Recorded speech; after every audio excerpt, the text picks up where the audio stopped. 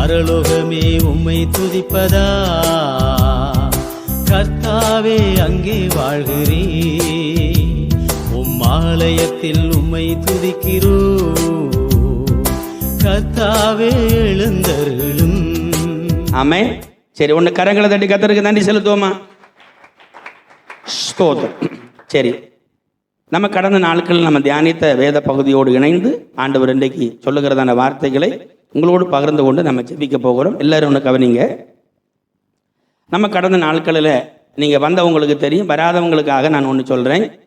நம்ம கடந்த நாட்களில், அதாவது புதன்கிழமை வேலைக்கிழமை தியானித்த வேத பகுதி அப்போஸ்தலர் நடவடிக்கைகள் 1-5, அதாவது கிட்டத்தட்ட 5 அதிகாரம் வரை நம்ம கவர் பண்ணோம். அதில் முக்கியமாக நம்ம கற்றுக்கொண்ட பாடம் கர்த்தருக்கு காத்திருக்கிறது. அதாவது இஸ்ரேல் ஜனங்கள் அன்றைக்கு 120 பேர் கூடியிருந்தாங்க. அந்த 120 பேர், எல்லாரும் என்ன கவனிங்க, 120 பேரும் எதை எதிர்பார்த்துருந்தாங்கன்னா, ஆண்டவரே எப்பொழுது எங்களுக்கு ராஜ்யம் கிடைக்கும் என்று தான் அவர்கள் நினைத்தார்கள். காரணம், ரோம் ஆதிக்கத்தில் இருந்த அவர்கள் இயேசு கிறிஸ்து பரிமாறி போகும் பொழுது அவர்களுக்கு ஒரு நாடு சரியாக வேட வேண்டும்ங்கிறது அவங்க எதிர்பார்த்துருந்தாங்க.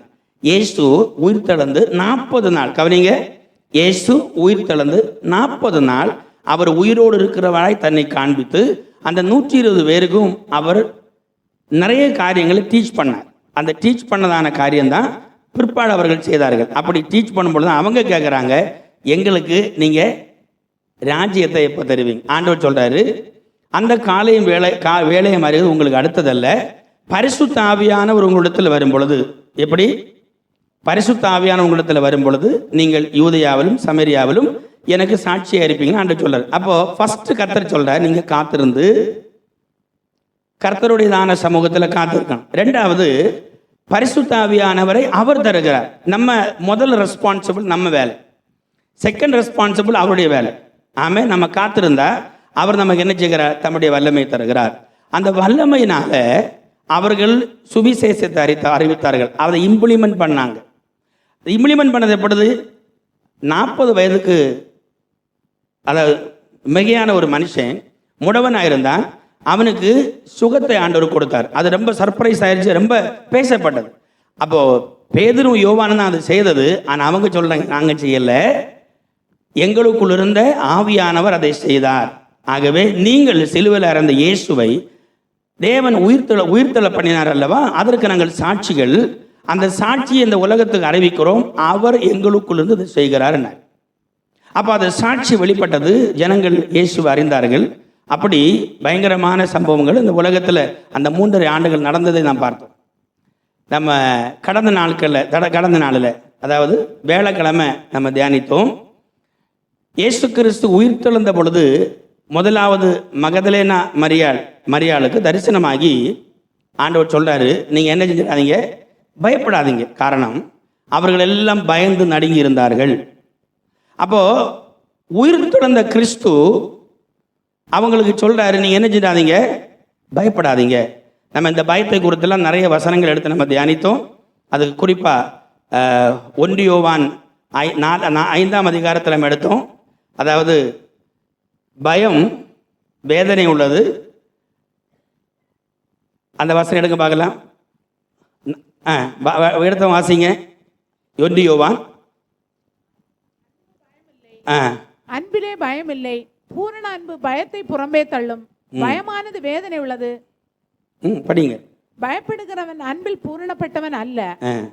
சரி, போதும். இது என்ன சொல்லுதுன்னா, அதாவது நீங்க இயேசுவுக்கு மேலே உண்மையான அன்பு வைத்தா என்ன இருக்காது? உங்களுக்குள்ள பயம் வராது. அதாவது அன்பு, அவருக்கு மேலே உண்மையான அன்பு வைத்தா அவிசுவாசம் போயிடும், பயம் போயிடும். அப்போ என்ன ஆகும்? நமக்கு தேவ பலன் உண்டாகும். ஓகே, அப்போ நீங்கள் என்ன செய்யணும்னா, பயப்படாமல் இயேசுவுக்கு மேலே விசுவாசம் உள்ளவர் இருக்கணும், அவர் அன்பு செலுத்தணும், அவர் உங்களுக்கு தந்திருக்கிறதான கற்பனைகளுக்கு நீங்கள் கீழ்ப்படியணும் அப்படின்னு ஆண்டவர் அந்த வசனத்திலிருந்து நம்மளோட பகிர்ந்து கொண்டார். அதுக்கு ஆதாரணமாக ஒரு சில வசனங்கள் நம்ம எடுத்தோம். யோபுடையதான வாழ்க்கையில் அவன் உத்தமனாக இருந்தான், ஆனால் அவனுக்கு நிறைய பிரச்சனையெல்லாம் வந்துச்சுது. ஆனால் அதெல்லாம் ஆண்டவர் அவனை மாற்றினார்.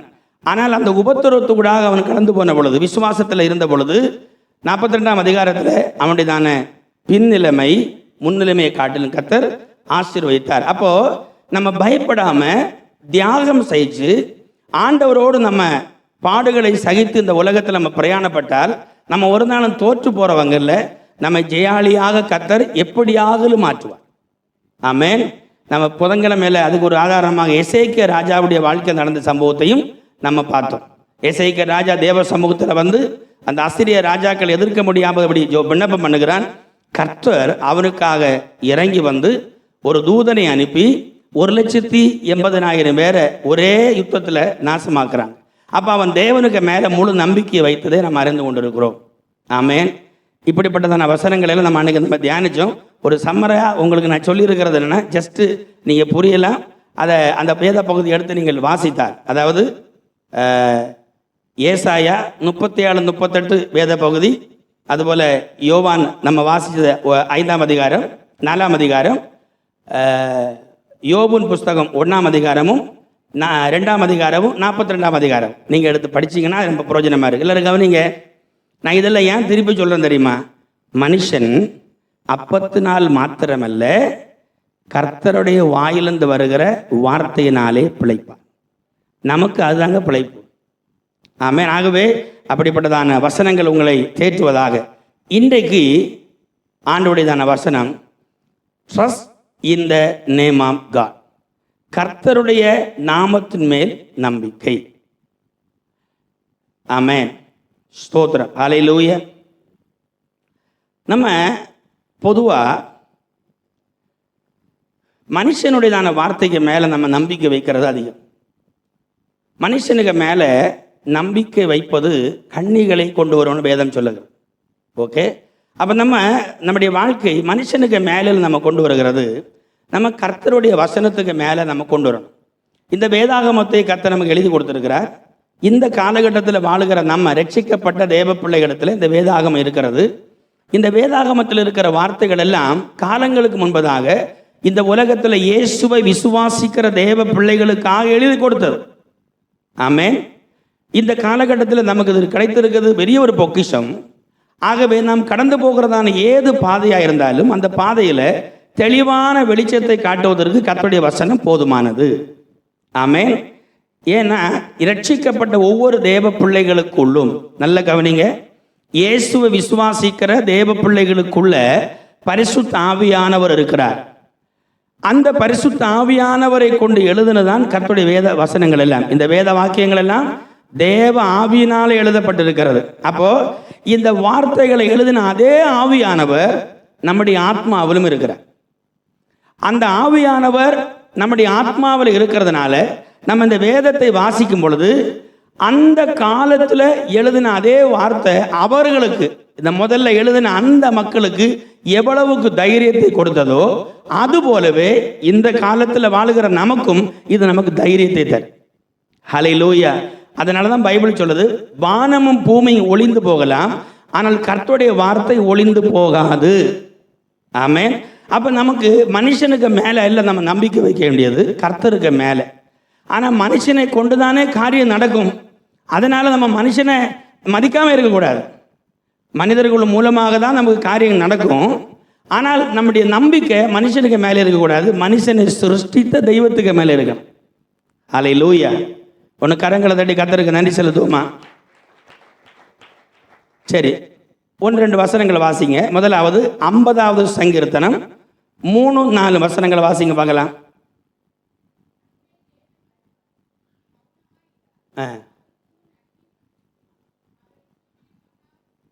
சாரி சிஸ்டர், 56வது அதிகாரம் 56. நான் பயப்படுகிற நாளில் உம்மை நம்புவேன், தேவனை முன்னிட்டு அவருடைய வார்த்தையை புகழுவேன்.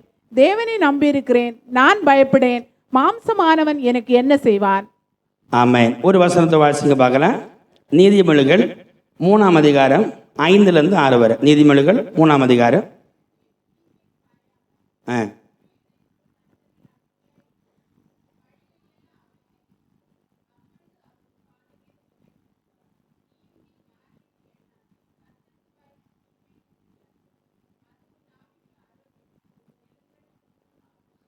சரி, போடு. அது மைக்கில் ஒன்று வாசிங்க. உன் வழி உன் சுய புத்தியின் மேல் சாயாமல் உன் முழு இருதயத்தோடும் கர்த்தரில் நம்பிக்கையாயிருந்து உன் வழிகளில் எல்லாம் அவரை நினைத்துக்கொள், அப்பொழுது அவர் உன் பாதைகளை செவ்வைப்படுத்துவார். சரி, போதும். என்ன அப்படின்னா, நம்ம சுய புத்தியின் மேல் சாயாமல் முழு இருதயத்தோடும் கர்த்தரிடத்தில் நம்பிக்கையாயிருந்து உன் வழிகளில் எல்லாம் அவரை நினைத்துக்கொள், அப்பொழுது அவர் உன் பாதையை செவ்வைப்படுத்துவார். இன்னும் ஃபார் எக்ஸாம்பிள், நீங்கள் நம்ம ஒரு காரியத்திற்காக போகிறோம். அப்போ ஒரு காரியத்துக்காக போகும் பொழுது நம்ம ஜெபம் பண்ணி கர்த்தருடைய வசனத்தை வாசித்து நம்ம போனால், ஆண்டவர் நம்ம போகிற பிரயாணத்தில் யாரையாவது அனுப்பி நம்முடைய காரியங்களை வாய்க்க செய்வார். அது நம்முடைய அநேகருக்கு இருக்கிற அனுபவம். ஆனால் அதே வகையில் நம்முடையதான சுய புத்தியில் போனால் சில நேரத்தில் நமக்கு அது வாய்க்காது. நீங்கள் யோசிச்சு பாருங்கள், சில இடங்களில் நாம் போகும் பொழுது முன்பின் அனுபவம் இல்லாதவங்க நமக்கு நிறைய உதவி செய்வாங்க. அது தேவன் அந்த இடத்துல நமக்கு யாரையாகலும் கொண்டு வருவார். ஆமென். ஏன்னா கர்த்தரை நம்பி நம்ம பிரயாணப்படும் பொழுது நம்முடைய உத்தரவாதத்தை எடுக்கிறது அவர். ஆமென். அப்போ கர்த்தரை நம்பி அவருடைய வசனத்தை நம்பி நம்முடைய பிரயாணம் போகும் பொழுது நமக்காக அற்புதத்தை செய்கிறதான கர்த்தர் ஒரு நாள் விடுகிறார். அதனால நம்ம சுய புத்தியில சாயாமல் கர்த்தருடைய வசனத்துக்கு மேலே இருக்கணும். நான் ஒரு காரியத்தை செய்கிறதில்லை. நான் பொதுவாக என்னிடத்துல ஒரு பிரச்சனை வருதுன்னா நான் அதுக்கு சொல்லுகிற காரியம், அந்த பிரச்சனைகளை குறித்து கர்த்தருடைய வசனம் என்ன சொல்லுது. நம்ம கடந்து போக வேண்டியது அந்த ஆண்டுடைய வசனத்துக்கூடாக. நம்ம வசனத்துக்கூடாக நாம் செய்தா போனால் நமக்கு விரோதமாக யாரும் என்ன செய்ய முடியாது, செயல்பட முடியாது. அவங்க நம்ம ஆண்டவர்கள் வசனத்துக்கூடாக போனால் நம்ம அவர்கள் தேவனுடைய வசனத்துக்கு எதிராக வர முடியுமா? முடியாது. அதே வகையில் நம்ம மனுஷனுடையதான சார்பில் போனோம்னா அவர்கள் நம்மை மேற்கொள்வார்கள். ஹல்லேலூயா. அப்போ எப்பொழுது நம்முடைய வாழ்க்கையில் புரியணும், கர்த்தருடைய வசனத்துக்கூடாக நாம் கடந்து போக வேண்டும். சரி, ஒரு வசனத்தை வாசிங்க. 1 தீமோத்தேயு 1 பேதுரு 5ஆம் அதிகாரம் 6-7 வசனம். குயிக்கா வாசிங்க. ஆகையால் ஏற்ற காலத்திலே தேவன் உங்களை உயர்த்தும்படிக்கு அவருடைய பலத்த கைக்குள் அடங்கியிருங்கள். அவர் உங்களை விசாரிக்கிறவர் ஆனபடியால் உங்கள் கவலைகளை எல்லாம் அவர் மேல் வைத்து விடுங்கள். ஆமென். ஸ்தோத்திரம். நல்ல கவனிங்க பார்க்கலாம். ஆகையால் ஏற்ற காலத்தில் தேவன் உங்களை உயர்த்தும்படிக்கு. அப்போ நீங்கள் பாருங்களேன், இந்த நாம் எந்த ஒரு காரியத்திற்கும் நமக்கு ஒரு காலம் உண்டு. ஒன்று கரங்களை தட்டி ஆண்டவருக்கு நன்றி செலுத்துவோமா? நல்ல கரங்களை தட்டுங்க. அதாவது வாழ்க்கையில் எல்லாவற்றுக்கும் ஒரு காலம் உண்டு. அந்த காலம், இப்போ நீங்கள் ஒரு விதையை விதைக்கிறீங்க, அந்த விதை வளர்ந்து வருகிறது, ஒரு சிறிய செடியாய் வளர்ந்து அது ஒரு மரமாக மாறுகிறது. அந்த நம்ம விதைச்சிருக்கிற அந்த விதைக்கு தக்க வண்ணம் அது கனி தரணும். அப்போ அந்த கனி தருவது ஒரு சடன் டைம் இருக்கு இல்லையா? அதுபோலவே தேவனிடத்தில் நாம் கேட்கிற அல்லது தேவன் நமக்கு வைத்திருக்கிற ஒரு காரியத்தை அவர் செய்வதற்கு அது ஒரு டைம் உண்டு. ஆமென். அவர் சகலத்தையும் அதனதன் காலத்தில் நேர்த்தியை செய்திருக்கிறார் என்றால் அவர் செய்திருக்கிறார். அதனால தான் பேதுரு சொல்றார், ஏன்னா அவர் நம்மை, நல்ல கவனிங்க, அவர் நம்மை விசாரிக்கிறவர். அன்பான தேவ பிள்ளைகளே, உலகம் நம்மளை விசாரிக்காது. ஒருவேளை நம்முடைய உறவினர்கள் நம்ம விசாரிக்க மாட்டாங்க. நான் பல நாள் நினைக்கிறது உண்டு. நான் ஊருக்கெல்லாம் ஃபோன் பண்ணமோ அல்லது ஊரில் போகிற டைமில் எல்லாம் சில ஆட்கள் சொல்லுவாங்க, நீ கூப்பிடவே மாட்டேன்ற, பார்க்க மாட்டேன்ற. என் மனசில் நினைப்பேன், எனக்கு உங்களுக்கு நான் ஒருத்தன் தான், ஆனால் எனக்கு நீங்கள் எல்லாரும், நீ யாரை கூப்பிடுறது? அவங்கள்ட்டே மொபைல் இருக்குல்ல, கூப்பிடலாம் இல்லை, பார்க்க ஒரு வேஷம் போடுறது. அப்போ அவங்க விசாரிக்க மாட்டாங்க, நம்ம விசாரிக்கணும். தட் இஸ் உலகம். ஆனால் கர்த்தர் நம்மை நேர்த்தியாய் விசாரிக்கிறார். அவர் நம்மை விசாரிக்கிறபடியினால் நம்ம என்ன செய்யணும் தெரியுமா? நம்முடைய கவலைகள் எல்லாம் அவர் மேல் வைத்து விடுங்கள். நான் கேட்குறேன், எத்தனை பேர் நம்முடைய கவலைகளை கர்த்தரிடத்தில் வைத்து வைத்திருக்கிறோம்? காலையில் கர்த்தர் கையில் கொடுப்போம், டோர்லேருந்து போய் வண்டியில் யாருன்னா உட்காந்து திருப்பி கையில் எடுத்துருவோம். அதே அரைச்சி இருப்போம். திருப்பி டியூட்டியில் முடிஞ்சு வந்தால் அதோட திருப்பி உள்ளே வருவோம். அதாவது காலத்தை கர்த்தர் கையில் கொடுத்துட்டு டோருக்கு வெளியே போவோம், தூக்கிட்டு திரும்ப போகிறது. இதுதானே நமக்கு அனுபவம்.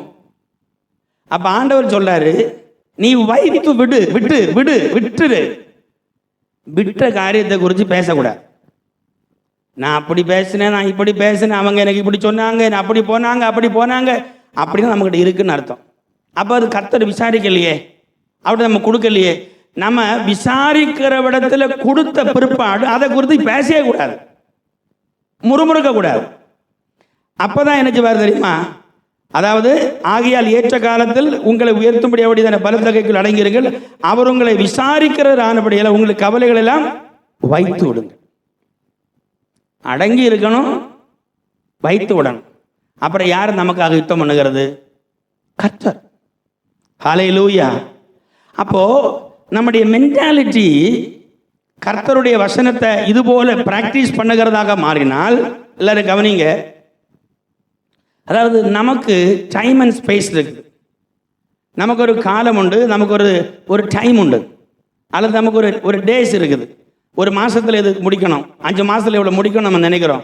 ஆனா கர்த்தருக்கு அது இல்லையே. அவர் இருக்கிறவராக இருக்கிற தெய்வம். அப்ப ஆண்டவர் அதை செய்வார். நம்ம அவருக்கு டைம் கொடுக்க வேண்டிய அவசியம் கிடையாது. அவருக்கு டைமுக்காக காத்திருக்கணும்.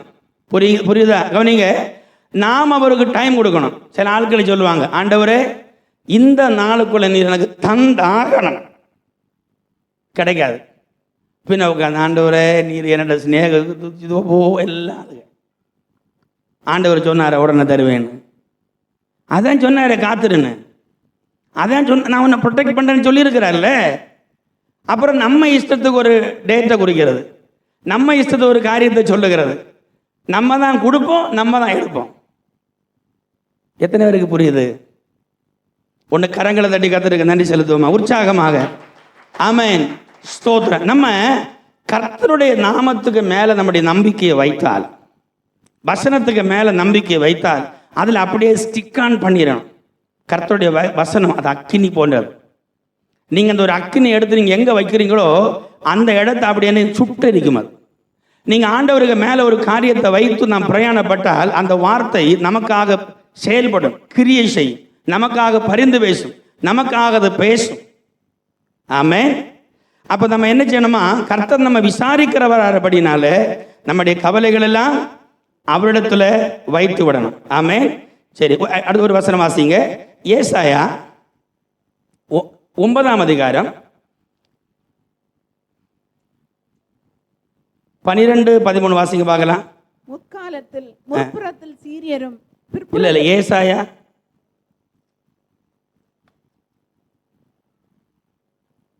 8ஆம் அதிகாரம் 8:12. இந்த ஜனங்கள் கட்டுப்பாடு என்று சொல்லுகிறதை எல்லாம் நீங்கள் கட்டுப்பாடு என்று சொல்லாமலும் அவர்கள் பயப்படுகிற பயத்தின்படி நீங்கள் பயப்படாமலும் கலங்காமலும் சேனைகளின் கர்த்தரையே பரிசுத்தம் பண்ணுங்கள். அவரே உங்கள் பயமும் புயமும் அவரே உங்கள் அச்சவுமாய் இருப்பாராக. பாருங்க, கவனிங்க, இந்த ஜனங்கள் கட்டுப்பாடு என்று சொல்லுகிறது எல்லாம் நீங்கள் கட்டுப்பாடு என்று சொல்லாமலும் அவர்கள் பயப்படுகிற பயத்தின்படி நீங்கள் பயப்படாமலும் கலங்காமலும் சேனைகளின் கர்த்தரையே பரிசுத்தம் பண்ணுங்கள். அவரே உங்கள் பயமும் அவரே உங்கள் அச்சவுமா இருப்பார். எல்லாரும் கவனிங்க, எல்லாரும் என்ன கவனிங்களேன். பாருங்க, நமக்கு கர்த்தருக்கு மேல பயம் வந்தா மனுஷனுக்கு மேல பயம் வராது. மனுஷனை நீங்க ரெஸ்பெக்ட் பண்ணணும், மதிக்கணும். அவங்க நமக்கு என்ன உறவோ அந்த உறவுல அவங்கள நம்ம மதிக்கணும். ஆனா அதே வேளையில பயப்படக்கூடாது. பயம் கர்த்தரை மட்டும். அப்படிதான் ஆண்டவருடைய வசனம் சொல்லுகிறது. ஆத்துமாவையும் சரீரத்தையும் கொண்டு நரகத்தில் தள்ள வல்லவருக்கு பயப்படுங்க. அப்ப மனுஷனுக்கு பயப்படக்கூடாது. அப்போ கர்த்தரையே நம்ம முழுவதுமாக நம்பினா அவரே உங்கள் பயமாய் மாறுவார், அவரே உங்கள் அச்சமாய் இருப்பார். இப்ப இந்த ஜனங்கள் மனுஷன் அவங்க அறிவில் எல்லாம் சொல்லிடுவாங்க.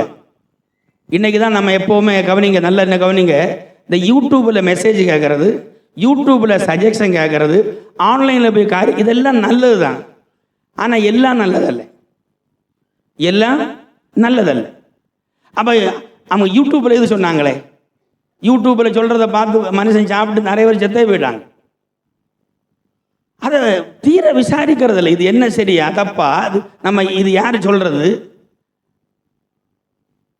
அப்போ மனுஷன் நமக்கு உலகத்தில் சொல்லுகிறதெல்லாம் கேட்கக்கூடாது. நம்ம அதை தீர விசாரிச்சு அறியணும், அதை புரியணும், அதில் எது சரி எது தப்பு. நம்ம என்ன செய்யணும்னா கர்த்தருக்கு பயப்படுகிற பயத்தில் வந்துடணும். அதுதான் நமக்கு ஆண்டவர் மேலே இருக்கிற நம்பிக்கையாகி மாறணும். அங்கே வந்தால் நம்ம மனுஷனுக்கிட்ட பயப்பட வேண்டாமே. ஒரு வியாதி வந்து அந்த வியாதி டயக்னோஸ் பண்ணுறாங்க, சோயன்ஸ் வியாதி. ஓகே, தெரியுமா அந்த வியாதி வந்தவங்க 6 மாதத்துக்கு மேலே இருக்கவே இல்லை. உங்களுக்கு தெரியுமா? அவங்க ஒரு 10 பேருக்கு டெஸ்ட் பண்ணி சொல்லிடுவாங்க. நீங்கள் சொல்லணும், ஆண்டவர் தேவ பிள்ளைகளே, அவங்க எங்கள் ஆள் கிடையாது. என்னுடைய தெய்வம் என் ஜீவனின் பலனானவர். ஹல்லேலூயா. அவர் என்னுடைய ஜீவனின் பலனானவர். அவர் தான் என்ன பார்க்கறது. அப்போ ஏன் நம்ம அவங்கள நம்ம மாடல் எடுக்கணும்? விசுவாசி எப்படி வாழ்வான்? யாரை குறித்து விசுவாசிக்கிறோம்? கர்த்தருடைய வசனம். அதுதான் நம்ம கர்த்தருடைய நாமத்துக்கு மேலே, அவருடைய வசனத்துக்கு மேலே முழு நம்பிக்கையை வைக்கணும். ஆமென். அந்த நம்பிக்கை நம்முடைய வாழ்க்கையில் இல்லாமல் போக்குவது தான் பிசாசுக்கு பயங்கர தந்திரம். அது எக்ஸ்பீரியன்ஸ் ஆன ஆட்களை கொண்டு வருவான், அல்லது உலகத்தில் இருக்கிற மக்களை நம்மகிட்ட நம்ம லிங்க் பண்ணுவோம், அல்லது சொப்பனத்தில் கூட காரியங்களை பார்ப்போம். அதனால தான் அன்பான தேவஜனமே, நமக்கு ஒரு வாழ்க்கை கர்த்தர் தந்திருக்கிறார். நம்ம கர்த்தருடைய வசனத்துக்கு மேலே நம்பிக்கை வைத்து கர்த்தருடைய வார்த்தையை கேட்டு ஆராய்ந்து அதன்படி வாழ்வதற்கு நம்மை ஒப்பு கொடுக்கணும். அதற்கு விபரீதமாக இருக்கிற காரியங்களை கேட்க போகக்கூடாது. என் ஆண்டவர் தானே சொல்லியிருக்கிறாரு, அப்போ அவர் செய்வாரு. ஆமென். ஒன்று கரங்களை தட்டி கர்த்தருக்கு நன்றி செலுத்துவோமா? ஆமென். பாருங்க, கர்த்தருடையதான வார்த்தைக்கு அதுக்கு ஒரு கேரக்டர் உண்டு. God's word has got a character. For example, ஆண்டவர் நம்மளை சிக்ஷிக்கிறார், ஆனால் அதே வகையில் நம்மளை என்ன செய்யறா தெரியுமா? கம்ஃபோர்ட் பண்ணுறார். ஆண்டவர் நம்மளை சில டைமில் அழுகையின் பள்ளத்தாக்கில் விடுறாரு, ஆனால் அதே வகையில் அவர் அங்கே நடுவில் நிற்கிறார். அதாவது அவர் தான் நம்மளை நடத்துகிறார். அதை நம்ம புரியணும்.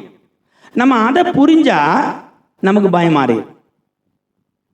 நீங்கள் வேதத்தை தெளிவாக வாசிச்சிங்கன்னா, இந்த இஸ்ரவேல் ஜனங்களுக்கு ஆண்டவர் கொடுக்குற ஒரு சிக்ஷை என்னென்னா, நீங்கள் இந்த வேத புஸ்தகத்தை வாசிக்கும் பொழுது பழைய ஏற்பாடில் இவர்கள் செய்த தவறுகள் நிமித்தமாக தேவாலயம் இடிக்கப்பட்டு இவர்களை 70 வருஷம் பாபிலோனில் ஆண்டவர் சிறையாக கொண்டு போவேன்னு சொல்லியிருக்கிறார். எல்லாரும் ஒன்று கரங்களை தட்டுங்க பார்க்கலாம். ஆமென். ஸ்தோத்திரம். ஏன்னா நான் யாரோ ஒரு ஆளை தூங்குறதை பார்க்க தான் சொல்லுது, அதனால் அவங்களுக்கு சப்போர்ட்டாக நீங்கள் கைதட்டணும். ஆமென். ஹல்லேலூயா. என்ன செய்கிறதுங்க, வசனம் உள்ள ஏற்றணும் இல்லை, கவனிங்க. Very sorry. அப்போது இவங்க தப்பு செய்கிறாங்களே, ஆண்டவருடைய கேரக்டர் என்ன தெரியுமா? அவர் நித்திய நியாயாதிபதி. அவர் தவறு செய்யும்போது அவங்களை சிக்ஷிக்க வேண்டாமா? ஆனால் அவருக்கு கேரக்டருக்கு மரபுக்கு என்ன தெரியுமா? அவர் கிருபை உள்ள தெய்வம், அவர் இறங்குகிற தெய்வம். அப்போ அவர் இறங்கணுமே. அப்போ சொல்கிறாரு, நீங்கள் 70 வருஷம் அங்கே இருப்பீங்க, அந்த 70 வருஷத்தில் முடியல நான் திருப்பி உங்களுக்கு கொண்டு வருவேன். இனி உங்களை சிக்ஷிக்கிறவனையும் நான் சிக்ஷிப்பேன். ஆண்டவர் தான் சிக்ஷிக்க கொண்டு போகிறாரு. உங்களை அளவுக்கு மேலே சிக்ஷிச்சுதான்னு வச்சுங்களேன், அவனையும் நான் சிக்ஷிப்பேன். அன்பான, அதனால் பைபிள் சொல், உன்னை தொடுகிறவன் யாரோ ஒரு ஆள் ஒரு பாட்டு பாடினாங்க, கிறிஸ்தவனை டிஸ்டர்ப் பண்ணாத அப்படின்னு. அது தப்பான பாடலாகும். ஒரு வகையில் அது அர்த்தம் இருக்கலாம். நம்மளை டிஸ்டர்ப் பண்ணாத, முட்டு போட்டு ஜெபிச்சாருன்னா அப்படின்னா இது உலக ரட்சிக்கப்பட்டிருக்கணுமே. இல்லை, அதெல்லாம் நம்ம இமோஷனை உண்டாக்கலாம், ஆனால் அதுக்கு ஒரு ட்ரூத் இருக்காது. ஓகே, அவன் நம்மளை டிஸ்டர்ப் பண்ணணும். அவன் டிஸ்டர்ப் பண்ணும்போது தான் கர்த்தருடைய மகிமை இறங்கும். அது எப்படி தெரியுமா? ஒரு ஆள் நம்மளை அடிக்குதுன்னு வச்சுங்களேன், ஒரு கணத்தை காட்டுனா மறுகணத்தை காட்டணும். ஆனால் நம்ம சில ஆளுக்கு எப்படி தெரியுமா? என்கிட்ட நீ பேசுகிறன்னு ஒன்றை விடவே மாட்டேன். நீ 1 செஞ்சால் நான் 9 செய்வேன். பின்ன எங்கே ஆண்டவருக்கு பிரசன்ஸ் இறங்கும்? ஆண்டவர் யுத்தம் பண்ணணுமா? எப்படி இருக்கணும்? ஆண்டவர் பொறுமையை சொல்கிறார். அது எப்படிப்பட்ட பொறுமை? நீடிய பொறுமை. பேசிகிட்டே இருக்கும், நம்ம பொட்டனை போல கேட்டுகிட்டே இருக்கணும். நம்ம திருப்பி பேசவே கூடாது. அதாக நீடிய பொறுமை. அப்படி எத்தனை பேர் இருக்கிறீங்க? ஆண்டவர் உங்களுக்காக யுத்தம் பண்ணுவார். ஹல்லேலூயா. அதான் ரியாலிட்டி. அப்போ இந்த வசனம் நமக்கு என்ன சொல்லுதுன்னா, ஆண்டவருக்கு மேலே முழு நம்பிக்கை போடணும். மனுஷன் சொல்லுகிறத கேட்டு நம்ம என்ன செய்யக்கூடாது? பயப்படக்கூடாது. ஒரு வசனம், அடுத்த ஒரு வசனம் வாசிங்க பார்க்கலாம். ஏசாயா 43வது அதிகாரம் 1-4 குயிக்கா வாசிப்போம். இப்போதும் யாக்கோபே, உன்னை சிருஷ்டித்தவரும் இஸ்ரவேலே உன்னை உருவாக்கினவருமாகிய கர்த்தர் சொல்லுகிறதாவது, பயப்படாதே, உன்னை மீட்டுக் கொண்டேன், உன்னை பெயர் சொல்லி அழைத்தேன், நீ என்னுடையவன். நீ தண்ணீர்களை கடக்கும் போது நான் உன்னோடு இருப்பேன், நீ ஆறுகளை கடக்கும் போது அவைகள் உன்மேல் புரளுவதில்லை. நீ அக்கினியில் நடக்கும் போது வேகாதிருப்பாய், அக்கினி ஜுவாலை உன் பேரில் பற்றாது. நான் இஸ்ரவேலின் பரிசுத்தரும் உன் இரட்சகருமாயிருக்கிற உன் தேவனாகிய கர்த்தர் உன்னை மீட்கும் பொருளாக எகிப்தையும் உனக்கு ஈடாக எத்தியோப்பியாவையும் சேபாவையும் கொடுத்தேன். நீ என் பார்வைக்கு அருமையானபடியினால் கனம் பெற்றாய். நானும் உன்னை சிநேகித்தேன். ஆதலால் உனக்கு பதிலாக மனுஷர்களையும் உன் ஜீவனுக்கு ஈடாக ஜனங்களையும் கொடுப்பேன். சரி, போதும், கவனிங்க. ஆண்டவர் சொல்றாரு, இப்பொழுதும் யாக்கோபே, உன்னை சிருஷ்டித்தவரும் உன்னை இஸ்ரவேலே உன்னை உருவாக்குனவருமாகிய கர்த்தர் சொல்லுகிறதாவது. நல்ல கவனிங்களேன். நம்மை ஆண்டவர் சிருஷ்டித்தார். எப்போ சிருஷ்டித்தார் தெரியுமா? நம்ம ரட்சிக்கப்பட்ட நாளில் நம்மை கர்த்தருடைய வசனத்தை கொண்டு மறுபடியும் ஜனிப்பிக்க பண்ணார். எல்லாரும் கவனிங்க. இயேசுவை விசுவாசித்த நாளில் கர்த்தர் நம்ம என்ன செஞ்சார்? வசனம் கொண்டு நம்மளை ஜனிப்பித்தார். இப்போ ஆண்டவர் என்ன செய்றார் தெரியுமா? நம்மளை ஒவ்வொரு நாளும் உருவாக்குறார். ஆமென். இப்போ நம்ம ஒன்று உருவாகணும் அப்படின்னா ஆண்டவருக்கு தெரியும் நம்முடைய வாழ்க்கை என்னன்னு. அப்போ தெய்வம் நம்மளை உருவாக்குறதுக்கு ஒரு சடன் டைம் தேவை. அதனால தான் சொல்றாரு, பயப்படாதே, நான் உன்னை மீட்டு கொண்டேன், உன்னை பெயர் சொல்லி அழைத்தேன். பாருங்க, நமக்கு பிரச்சனை வரும் பொழுது ஆண்டோடைய வசனம் நமக்கு சொல்லுகிறது, நீ பயப்படாத, நான் என்ன செஞ்சிருக்கிறேன்? உன்னை பெயர் சொல்லி அழைத்தேன், நீ என்னுடையவன். நாங்கள் அந்த வார்த்தையை நல்லா எடுத்துக்கணும். நீ என்னுடையவன், என்னுடையவன். நான் அதானே சொன்னேன், இந்த பாஸ்டருக்கு எல்லா விஷயம் தெரியுன்றதுனால கொஞ்சம் இந்த லாயெல்லாம் கொஞ்சம் அங்கங்கே பார்க்கறது உண்டு. அதில் ஒன்று, இந்த பெண்களுக்கு இருக்கிற உரிமை. அதாவது ஒரு திருமண பந்தத்தில் வந்த உடனே அந்த ஆளுக்கு இருக்கிற எல்லா சொத்தும் அவருக்கு இருக்கிறத விட வந்த அம்மாவுக்கு தான் அதிகாரம் ஆகும். புரியுதா? எத்தனை பேருக்கு புரியுது? அதாவது மேரேஜ் ஆகி வந்தாச்சுனாலே அந்த சொத்து பத்தெல்லாம் அந்த வீட்டில் இருக்கிற புத்திரனுக்கு இருக்கிற உரிமையை காட்டிலும் அந்த புத்திரனை மணப்பெண் இல்லையா, மனைவி, அவளுக்கு உரிமையாகிறது. அதை நான் எப்படியும் வசனத்தோடு இணைச்சா, ஆண்டவர் நம்முடைய மணவாளன், நாம் அவருடைய மணவாட்டி. ஆண்டவர் சொல்றாரு, நீ என்னுடையவன், என்னுடையவள். அப்படின்னா பாருங்க நம்முடைய குவாலிட்டி எங்க போகுது. we are so blessed people. ஹல்லேலூயா. அதான் அந்த வசனத்தை நம்ம அப்படியே நம்பணும். நீ என்னுடையவன், நீ என்னால் மறக்கப்படுவதில்லை, நான் உன்னை கைவிடுகிறதில்லை. உன்னை தொடுகிறவன் என்ன தொடுகிறான். அப்போ ஆண்டவர் சொல்றாரு, நான் உன்னை வசனம் கொண்டு ஜெனிப்பித்திருக்கிறேன், நான் உன்னை உருவாக்குகிறேன். அந்த 2வது வசனத்தில், நீ தண்ணீர்களை கடக்கும் போது நான் உன்னோடு இருப்பேன். தண்ணீர்னா நம்ம சாதா மலையில் போகிறது நினைச்சிடலாம். எல்லாரும் கவனிங்க பார்க்கலாம். அதாவது நீங்களும் நானும் கடக்க முடியாத ஒரு சூழ்நிலைகளுக்குள்ள போகும் பொழுது அவர் நம்மோடு கூட வருகிறார். அடுத்து, நீ ஆறுகளை கடக்கும் போது அவைகள் உண்மையில் புரளுவதில்லை, நீ அக்கினி மேல் நடக்கும்போது வேகாதிருப்பாய், அக்கினி ஜுவாலை உண்மையில் பற்றாது.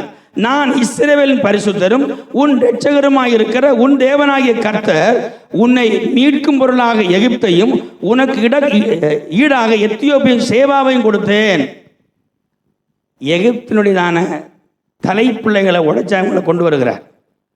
அதனால் நான் என்னை உருவாக்கின ஒரு வே, இஸ்ரவேல் ஜனங்கள் உருவான வே இட்ஸ் டிஃபரண்ட். அதனால நான் உன்னை பெயர் சொல்லி அழைத்து உன்னை விடுவித்து என்னுடைய நாமத்தை உனக்கு தந்து உன்னை நான் வைத்திருக்கிற விதத்தை நீ மறந்து விடாத. நான் வாக்கு மாறாதவன். ஆமென். அன்பான தேவ பிள்ளைகளை, ரட்சிக்கப்பட்டிருக்கிற தேவ பிள்ளைகளாகிய நம்ம அதை அப்படியே விசுவாசிக்கணும். ஹல்லேலூயா. அவர் நம்ம ஒரு நாளும் விடுகிறதான தெய்வம் அல்ல. அந்த 4வது வசனத்துல, நீ என் பார்வைக்கு அருமையானபடியினாலே கனம் பெற்றாய், நான் உன்னை சிநேகித்தேன், ஆகிலும் உனக்கு பதிலாக மனுஷர்களையும் உன் ஜீவனுக்கிடாக ஜனங்களையும் கொடுப்பேன். அப்படின்னா என்ன அர்த்தம்?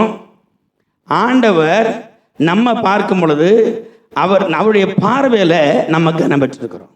யோசிச்சு பாருங்களேன், நாம் கனத்துக்கு உரியவர்களாய் மாறுவதற்கு நம்மிடத்துல என்ன இருக்குது? அது ஆண்டவருடைய வசனம் சொல்லுகிறது.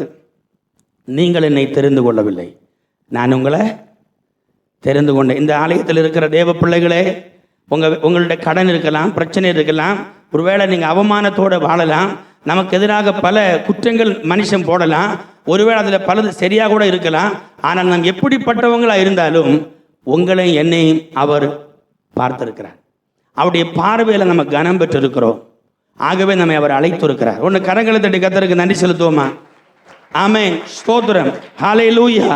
இனி அதே அதிகாரத்தில் 11வது வசனத்திலிருந்து, நானே கர்த்தர், என்னை அல்லாமல் இரட்சகர்கள் இல்லை, நானே அறிவித்து இரட்சித்து விளங்க பண்ணினேன், உங்களில் இப்படி செய்யத்தக்க அந்நிய தேவன் இல்லை, நானே தேவன் என்பதற்கு நீங்கள் எனக்கு சாட்சிகள் என்று கர்த்தர் சொல்லுகிறார்.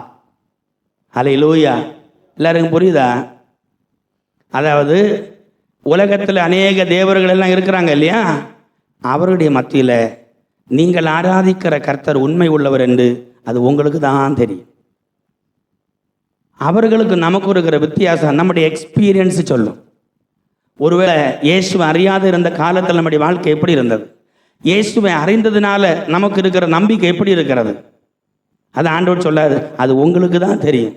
அப்போ உங்கள் எக்ஸ்பீரியன்ஸ் உண்மையானால், நான் திருப்பி சொல்கிறேன், நான் உங்களை என்ன செய்ய போடுகிறது இல்லை, கைவிட போகிறது இல்லை. அதனுடையதான 15வது வசனம், நானே உங்கள் பரிசுத்தராகிய கர்த்தரும் இஸ்ரவேலும் சிருஷ்டிகருமாகிய உங்கள் ராஜாவுமானவர். ஹல்லேலூயா. நிறைய வசனம் இருக்கு, நமக்கு அதுக்குள்ளதான நேரம் இல்லை. அந்த 13வது வசனம், நான் உண்டாகாததற்கு முன்னே நானே இருக்கிறேன், என் கைக்கு தப்புவன் இல்லை, நான் செய்கிறதை தடுப்பவன் யார்? ஆண்டவர் நமக்காக ஒரு காரியத்தை செய்ய இறங்கி வந்தார். அதை யாருக்கு தடுக்க முடியும்? யாருக்கும் தடுக்க முடியாது. ஆமென்.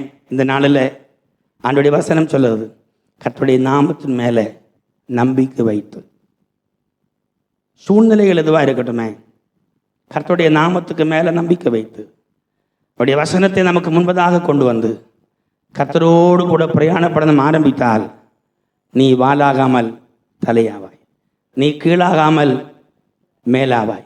உனக்கு விரோதமாக உருவாக்கப்படுகிற எந்த ஆயுதமும் வாய்க்காதே போகும். கர்த்தர் உங்களுக்காக யுத்தம் பண்ணுகிறார். கர்த்தர் நம்மை விசாரிக்கிறார். அவர் நம்மை அறிந்திருக்கிறார். ஒருவேளை நீங்கள் நினைக்கலாம் யாருக்கும் தெரியலன்னு, இல்லை, கர்த்தனை அறிந்திருக்கிறார். எளிமை நிற்போமா? ஒரு